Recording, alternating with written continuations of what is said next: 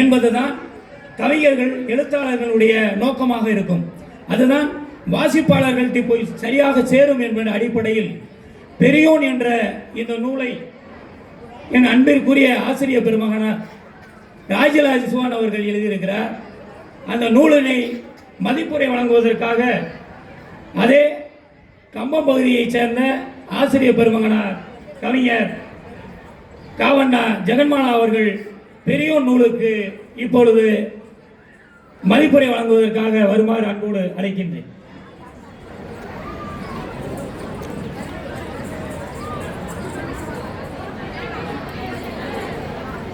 வரும்போதே நேர மேலாண்மையினுடைய முக்கியத்துவத்தை சொல்லி அனுப்புகிறாங்க. இங்கே இருக்கக்கூடிய சான்றோர்களுக்கு பணிவாக ஒன்று சொல்லிக்கிறேன். சுருங்க சொல்லி விளங்க வைக்கக்கூடிய அவ்வை மூதாட்டியின் வாரிசு நான். ஈரடியில் உலகளந்த வள்ளுவனின் வாரிசு நான். அதனால் பயம் கொள்ள வேணாம், சுருங்க சொல்லி விளங்க வைக்க முயற்சிக்கிறேன். வணக்கம் அப்படின்னு இருகை குவிச்சு வணக்கம் சொல்றது நம்மளுடைய பண்பாடு. வீட்டுக்கு வரக்கூடிய விருந்தினர்களுக்கு தாம்பூலம் கொடுத்து வரவேற்பது நமது பண்பாடு. இப்படி ரொம்ப அழகான பண்பாட்டு கூறுகளுக்கு சொந்தக்காரர்கள் நாம். விடுமுறை நாட்களா உறவினர் வீடுகளுக்கு, தாத்தா பாட்டி இல்லங்களுக்கு செல்வது நம்முடைய பண்பாடுனா என்ன? ஒரு குறிப்பிட்ட மக்கள் குழு நீண்ட நெடிய காலமாக பின்பற்றி வரக்கூடிய ஒரு செயல்பாடு. அந்த வகையில் இப்போ இந்த உறவினர் வீடுகளுக்கு போகிறது அப்படிங்கிறதெல்லாம் மறுவி ஹாலிடே ட்ரிப்ஸ், விடுமுறை நாட்களுக்கு எங்கேயாவது பயணப்படுறது அப்படின்னு மறுவி சுருங்கி வந்து கொண்டிருக்கக்கூடிய இந்த காலகட்டத்தில் விடுமுறை நாளில் குடும்பமாக குழந்தைகளோட ஒரு புத்தக திருவிழாவுக்கு வரக்கூடிய ஒரு பண்பாட்டு ரீதியில் மாற்றத்தை ஏற்படுத்தி தந்திருக்கக்கூடிய நமது தமிழக முதலமைச்சர் ஐயா அவர்களுக்கும் இந்த நிகழ்ச்சியை ரொம்ப அருமையாக ஒருங்கிணைப்பு செய்து கொண்டிருக்கக்கூடிய நமது மாவட்ட நிர்வாகம், பொது நூலக இயக்ககம், இந்த அமைப்பினருக்கு நான் சார்ந்த பள்ளிக்கல்வித்துறையின் சார்பாகவும் எனக்கு இந்த வாய்ப்பினை கொடுத்த தமிழ்நாடு முற்போக்கு எழுத்தாளர்கள் மற்றும் கலைஞர்கள் சங்கத்தின் சார்பாகவும் வாழ்த்துக்களையும் நன்றிகளையும் தெரிவித்துக் கொள்கிறேன். பெரியோன் இப்படி ஆரம்பிச்சா நல்லா இருக்கும்னு நினைக்கிறேன். எனக்கு ராஜிலா கல்லூரி தோழி. ராஜிலாவா தான் தெரியும். அவங்க வாங்கி இருக்கக்கூடிய விருதுகள் எனக்கு உண்மையே கொஞ்சம் அசாத்தியமானதா இருந்தது. சரி, அதை பத்தி நம்ம பின்னாடி பார்க்கலாம். 8 நிமிடம் அப்படிங்கிறதுனால நேரடியாக நம்ம கருத்துக்குள்ள போயிடலாம். ஒரு படைப்பை கையில் வச்சுட்டு, படைப்பாளையும் உட்கார வச்சுட்டு, மக்களையும் அணைச்சு, எங்களை மாதிரி ஆட்களை படிக்க வச்சு, இதில் நீ என்ன தெரிஞ்சுக்கிட்டதை பகிர்ந்துக்கங்க அப்படிங்கிற ஒரு சூழலை உருவாக்கி இருக்கோம் இல்லைங்களா? இது எதை போன்றது அப்படின்னா, ஒரு ஆரோக்கியமான ரத்த ஓட்டத்தை சமூகத்துல செலுத்துறதுக்கு ஒப்பானது. விரலிடுக்கில் வெளிச்சம், நானும் புத்தன்தான், என் காட்டில் அடைமலை, இதெல்லாம் நம்மளுடைய படைப்பாளியினுடைய படைப்புகள். இது எல்லாமே மெஜாரிட்டி எதை பத்தி பேசும் அப்படின்னா காதல் கவிதைகளை தான் பெரும்பான்மையா பேசும். அந்த வகையில் அந்த பெரியோன்லையும் ஃபர்ஸ்ட் என்ன சொல்லியிருப்பாங்கன்னா, இந்த படைப்பு காதல் திருமணத்தை ஏற்றுக்கொண்ட பெற்றோர்களுக்கு சமர்ப்பணம் அப்படின்னு சொல்லியிருப்பாங்க. எனக்கு இந்த இடத்துல ஒரு நிகழ்வு ஞாபகத்துக்கு வருது. கள்ளிக்காட்டு இதிகாசத்தினுடைய பின்னட்டையில வைரமுத்து விதமா எழுதியிருப்பாரு. இந்த படைப்பினுடைய கடைசி அத்தியாயத்தை எழுதி முடித்த பின்பு கனத்த மனதுடன், இப்படிப்பட்ட ஒரு படைப்பை உருவாக்குறதுக்காக தான் காலம் என்னை தண்ணீரில் அமிழ்த்தி பொழிந்து தரையில் எரிந்து விட்டதோ என்று கடைக்கண்ணில் நீர்வடிய நான் சிந்தித்ததுண்டு அப்படின்னு எழுதியிருப்பார். அதை வாசிக்கும் பொழுது அந்த நாவலினுடைய போக்க நம்மால் ஓரளவுக்கு யூகிக்க முடியும்.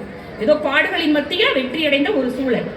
அதே போல இங்க நூலாசிரியர் காதல் திருமணத்தை ஏற்றுக்கொண்ட பெற்றோர்களுக்கு சமர்ப்பணம் அப்படின்னு சொல்லும் போதே இது ஒரு அழகான காதல் காவியம் அப்படிங்கிறத நம்ம அந்த மனநிலைக்கு வாசிக்க ஆரம்பிக்கிறோம். அவர் அடிப்படையில் ஒரு ஆசிரியரினுடைய தன்மைகள்ல ஒரு தன்மை என்ன தெரியுமா? நம்ம இந்த பாட வேளையில எதை பத்தி மாணவர்கள்ட்ட உரையாட போறோமோ அந்த சூழலுக்கு ஏற்ப அவங்க மனதை பக்குவப்படுத்தும். ஆர்வமூட்டல் அப்படின்னு நாங்கள் எங்கள் லாங்குவேஜ்ல சொல்லிக்குவோம். அப்படி நம்மள ஆர்வம் ஊட்டியிருக்காரு எதை பத்தி பேச போறோம் அப்படிங்கிறது. அடுத்ததா ராஜிலா ரிஜ்வானையும் சேர்த்து 3+1, 4 குழந்தைகளுக்கு தாய். 3+1 இந்த தாயானவள் எப்படிப்பட்டவள் தெரியுமா? தன்னுடைய குழந்தைக்கு ஒரு நோய் வரும் பொழுது நோய்க்கான மருந்து, நோய் தீர்க்கக்கூடிய மருந்து அது கசப்பாக தான் இருக்கும். அந்த கசப்பு மருந்தை குழந்தை ஏற்றுக்கொள்ளக்கூடிய வகையில் கொடுக்கக்கூடிய லாவகம் அறிந்த ஒரே ஆள் யாருன்னா அது தாய் மட்டும்தான். இன்னைக்கு சமுதாயத்துல புறையோடி கிடக்கக்கூடிய இந்த ஆணவ படுகொலை, சாதி வேறுபாடு, மத வேறுபாடு, இந்த நோயால் இந்த சமூகம் இன்னைக்கு பிடிக்கப்பட்டிருக்கு. இந்த நோய்க்கு எதிராக சமூகத்துக்கு நம்ம என்ன மருந்து கொடுக்க முடியும் அப்படிங்கிறத தன்னளவில் இந்த பெரியோன் படைப்பின் மூலமா அவர் வழங்கி இருக்கிறார்.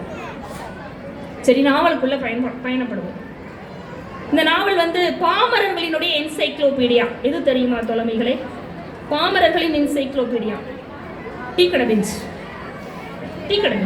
என்சைக்ளோபீடியாங்கிறது எல்லா விதமான தகவல்களையும் நமக்கு தரக்கூடிய ஒன்று. பாமரன் எழுத படிக்க தெரியாதவனுக்கு எல்லா தகவலையும் எது கொடுக்கும்? டீ கடை பெஞ்ச். அங்கதான் ஆரம்பிக்குது இந்த நாவல். அப்துல்லா அவர் தான் கதையின் நாயகன். அப்படியே கொஞ்சம் பின்னோக்கு ஊத்தியில வராங்க சொல்லுவோம். அங்கங்க தொட்டுட்டு போறேன். ஏன்னா முழுவதுமா சொன்னோன்னா எப்பவுமே மறைக்கப்படுவதைத்தான் மதி நாடும். உங்கள் மதியும் நாட வேண்டும். எதை? பெரியோனை. அதனால நான் ஹிண்ட்ஸ் டெவலப்பிங் மாதிரி அங்கங்க ஹிண்ட்டை தான் சொல்லிட்டு போகிறேன். பாரதி புத்தகாலயத்தினுடைய ஸ்டால்ல பெரியோன் கிடைக்குது. நீங்க திரும்பி செல்லும் போது அந்த புத்தகத்தோட போங்க. சமுதாயத்துல மாற்றத்தை நம்மாலும் ஏற்படுத்த முடியும், நம்மால் மட்டுமே ஏற்படுத்த முடியும் என்பதை நான் உறுதியாக கூறிக்கொள்கிறேன். இந்த அப்துல்லா அப்போவே கிட்டத்தட்ட ஒரு 30-40 ஆண்டுகளுக்கு முன்பே ஒரு பொறியியல் பட்டதாரி. அந்த பொறியியல் பட்டதாரி கல்விக்கான ஊதியத்தை எதிர்பார்த்து வேலைக்கேற்ற படிப்புக்கேற்ற வேலை பார்க்கணும்னு சொல்லிட்டு வெளிநாட்டுக்கு போறாரு. வெளிநாட்டுக்கு போய் சொல்ல ஒண்ணா துயரங்களை எல்லாம் அடைந்து மீண்டும் தமிழகம் வர்றாரு, தாயகம் வர்றாரு. அப்புறமும் தமிழக தலைநகரத்துல பணிக்கு போறாரு. ஏதோ ஒரு சூழல்ல அப்பாவினுடைய உடல்நல குறைவால வீடு திரும்பக்கூடியவர் தன்னுடைய அப்பா பார்த்த ஒரு பலசரக்கு கடைய அவர் எடுத்து நடத்த வேண்டிய ஒரு சூழலுக்கு ஆட்படுறாரு. இந்த இடங்களை 2 விஷயங்களை நம்ம பார்க்கணும்.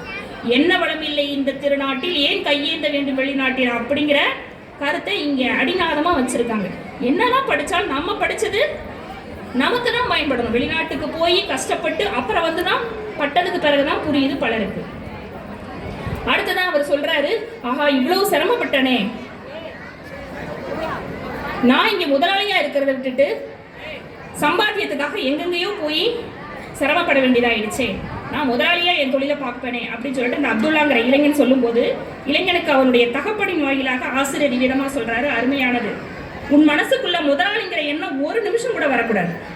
நீ உன்னை தொழிலாளியா நினைச்சாதான் மற்றவங்களை சமமா நடத்த முடியும். நேரங்காலம் பார்க்காம உழைக்க முடியும். உழைக்கிறவனுக்கு தான் ஊதியம். என்ன ஒரு அற்புதமான கம்யூனிச சித்தாந்த கருத்து இது. அடுத்ததான் இந்த அப்துல்லா வளர்றாரு, திருமணமாகுது, குழந்தை பிறக்குது. அவங்க தான் கதையினுடைய நாயகியா சொல்லப்படுறாங்க, கதாநாயகியா வர்றாங்க. இந்த இடத்துல ஒரு பாரதிய சிந்தனை தென்படுது. என்னுடைய இணையர் சொல்லுவார், பொதுவாக நம்ம வீடுகளில் இருக்கக்கூடிய பெரியவங்கள்ல தவறிட்டாங்க, காலம் ஆயிட்டாங்க அப்படின்னா ஆண்டுதோறும் அவங்கள நினைச்சு நம்ம படையெல்லாம் இட்டு அவங்கள நினைச்சு வழிபடுறது வழக்கம். அன்னைக்கு அவங்களுக்கு பிடிச்ச சாப்பாடு, அவங்க வயதை ஒத்தவர்களுக்கு ஆடைகள்லாம் வழங்குறது நம்மளுடைய வழக்கம். என்னுடைய இணையர் சொல்வார், முதல்ல இருக்கிறவனுக்கு வயிறார கஞ்சி ஊத்து, அதுக்கப்புறம் செத்தவனை நினைச்சு நீ வழிபடலாம் அப்படின்னு. இது நம்மளுடைய பழக்கமாவே இருக்கு. என்ன அப்படின்னா, இருக்கக்கூடிய வரைக்கும் நீ எவனுக்கும் ஆஸ்காரும் கிடையாது, ஆஸ்காரா இருக்கிற வரைக்கும் எந்த பட்டங்களும் நம்ம வழங்குறது கிடையாது. அவங்க மறைவுக்கு பிறகு படைப்புகளை கையிலேந்தி நம்ம ஆராதனை செய்வோம். ஆனா இங்க அப்துல்லா அப்படிங்கிற இளைஞன் தனக்கு பிறந்த குழந்தைக்கு தன்னுடைய தாயின் பெயரை வைக்கலாம், அது நார்மல் தான். ஆனா தன்னுடைய மாமியாரின் பெயரையும் வைக்கணுமா, வச்சாரு. இது ஒரு முற்போக்குத்தனமான ஒரு சிந்தனையை இந்த இடத்துல நம்ம பார்க்க முடியுது.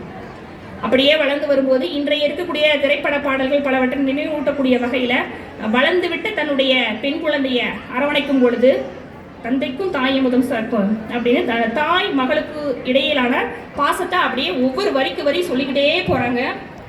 அங்கதான் நாம பிரச்சனை நினைக்கக்கூடிய ஒரு விஷயம் வருது. பருவ வயதை அடையக்கூடிய எல்லாரும் எதிர்கொள்ளக்கூடிய ஒரு சூழலை அந்த பெண்ணும் அடைகிறா. காதலும் கடவுள் தானே, கடவுளுக்கு ஏது சாதி மதம் அப்படின்னு பேசலாம் மேடையில. ஏத்துக்கிறோமா கிடையாது. சரிங்களா? இந்த தோழமைகளே நான் ரொம்ப சுருக்கமா சொல்லி வர்றேன். திருமணம்னா என்ன? இன விருத்திக்கான அங்கீகாரம். எந்த இனத்தின் விருத்திக்கான? மனித இனத்தின் விருத்திக்கானவா?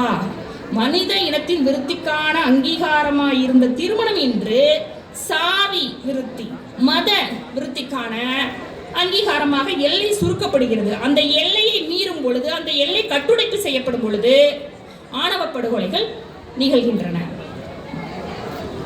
இப்படியே இந்த கதை போய்கிட்டு இருக்கு. ரொம்ப அழுத்தமான சில விஷயங்கள்லாம் சொல்லி வர்றாங்க. என்ன சொல்லி வர்றாங்கன்னா, நம்ம பல நேரங்களில் நமக்கு அறிவு சரின்னு சொல்றத மனசு ஏத்துக்காது, மனசு சரின்னு சொல்றத அறிவு ஏத்துக்காது. ரெண்டும் முட்டிக்கிட்டு நிற்கும். ஆனால் இந்த அறிவும் மனசும் ஒத்திசைந்து போச்சு அப்படின்னா பிரச்சனைகளுக்கு இடமே இல்லை. அந்த மாதிரியா சொல்லிட்டு போறாங்க. இவங்க ஒரு வித்தகர், ஆசிரியர் சொன்னேன், அம்மான்னு சொன்னேன் இல்லையா, ஒரு வித்தகர். என்னன்னா அவங்க நினைக்கிறது ஒண்ணுதான், ஒரு விஷயத்த சொல்ற மாதிரி இருக்கும், அந்த சொல்ல வர்ற விஷயத்துக்கு அடிநாதமா இன்னொன்னு சொல்லிட்டு போவாங்க. இந்த புலனங்கள் எல்லாம் பரவாயில்ல, ஒரு செய்தி வருங்களே, நம்ம சாதாரண பார்வையில பார்த்தா ஒரு நதிக்கரையில பெண்கள் விலங்குகள் இதெல்லாம் போற மாதிரி இருக்கும். கீழே ஒரு குறிப்பு போட்டிருப்பாங்க, 75% கண்களை மூடிக்கொண்டு பாருங்கள் அப்படின்னு. அப்படி மூடிட்டு பார்த்தா அங்க வேற ஒரு உருவம் தெரியும். அதை போல இது ஆணவ படுகொலைக்கு எதிராகவும் சாதி மறுப்புக்காகவும் சமய நல்லிணக்கத்துக்காக ஒரு படைப்பாக தென்பட்டாலும் கூட நம்ம எல்லாருமே என்ன செய்யணும் தெரியுமா தோழமைகளே? நம்ம வண்டியினுடைய ஸ்டியரிங்கை மற்றவன் கையில் கொடுத்துட்டு வேடிக்கை பார்த்துட்டு இருக்கோம். ஏன் இப்படி சொல்கிறேன் அப்படின்னா, இங்கே சதீஷ்னு ஒரு கதாபாத்திரம், அந்த மரியம் சாரா, அப்துல்லாவினுடைய மகள் மரியம் சாரா, அந்த பொண்ணு தான் சதீஷ்ங்கிற ஒரு கூட படிக்கக்கூடிய இளைஞனோட காதல் வயப்படுறாங்க. இப்போ சதீஷ் அவங்க வீட்டில் சொல்கிறான். சொல்லும்போது அப்பா முதல்ல முட்டிக்கிட்டு நின்னாதானே, அப்பா முட்டிக்கிட்டு நிற்கிறாரு. அப்பா அவர் சொல்வார் பையனை கன்சல்ட் பண்ணும்போது, மகனே நான் ஒன்றும் காதலுக்கு எதிரி கிடையாது, இந்த உலகத்திலேயே ரொம்ப புதுமையானதும் காதல் தான், பழமையானதும் காதல் தான், காதலுக்கு ஒன்றும் எதிரி கிடையாது. ஆனால் நம்ம சாதியில பாரு இப்போ ஏன்னா திருமணத்துக்கு பிறகு காதலினுடைய முடிவு என்ன? திருமணமா? காதலின் ஆரம்பம் திருமணம். ஆனா இன்னைக்கு காதல் சொல்லப்படக்கூடிய பல திருமணங்கள் முடிஞ்சு போயிருக்கு. அவங்க அப்பா சொல்றாரு, இந்த திருமணத்துக்கு பிறகு நீ இந்த பொண்ணோட நீ இந்த சமுதாயத்துல வாழணும், இந்த உறவுகள் சூழதான் நீ வாழணும். அவங்கெல்லாம் என்ன நினைப்பாங்க? அப்ப அவர் தன்னளவுல ஏத்துக்கிறாரு. நூலாசிரியர் அருமையா சொல்லிப்பாரு, மனிதன் மகத்தானவன்.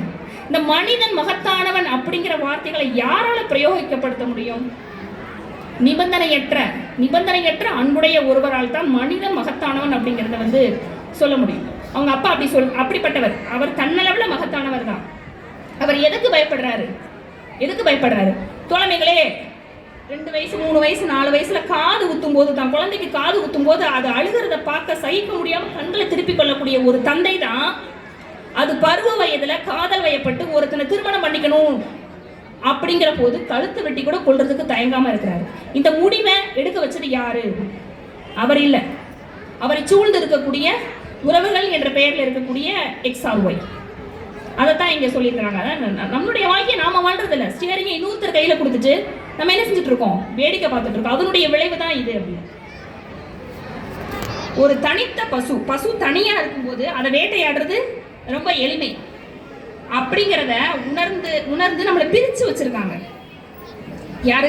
பசு. தனித்த பசுவை வேட்டையாடுவது எளிது அப்படிங்கிறது உணர்ந்து அசிங்கம் நான் சொன்னேன். அந்த சிங்கங்கள் போன்றவங்க தான் இன்னைக்கு அந்த ஆட்சியில் இருக்கிறாங்க. நம்மளை சாதியாலையும் மதத்தாலையும் பிரிச்சு வச்சிருக்காங்க. தனித்துவம் நமது உரிமை, பன்மைத்துவம் தான் நமது வலிமை. அந்த உணர்வு நம்ம எந்த இடத்துல எங்க எப்படி நம்ம மறந்தோம் தோழமைகளே? இந்த சாதி மதம் அப்படிங்கிற வேறுபாடுகளை எல்லாம் களையிறதுக்கு நம்ம கிட்ட இருக்கக்கூடிய திறவுகோல் எது அப்படிங்கிறத தான் இந்த நாவல்ல அவங்க சொல்லிட்டு போயிருக்கிறாங்க. பெண்ணியம், சமத்துவம், கம்யூனிசம், இப்படி நிறைய கருத்துக்களை சொல்லியிருக்கமா சொல்லலையா அப்படின்னு நமக்கு தெரியாத அளவுக்கு அந்த நாவலை அழகா சொல்லிட்டு போன இந்த பர்தாவுக்குள் இன்னும் எத்தனை பாரதிகளோ, இன்று அரும்பு மீசை பாரதியாக இருக்கக்கூடிய ராஜிலா ரிஜ்வான் அவர்கள் நாளை முறுக்கு மீசை பாரதியாக வெற்றிகள் பல காண உங்கள் அனைவரின் சார்பாக வாழ்த்துக்கள் கூறி விடைபெறுகிறேன். நன்றி, வணக்கம். நன்றி ஆசிரியை ஜெகன்மாலா.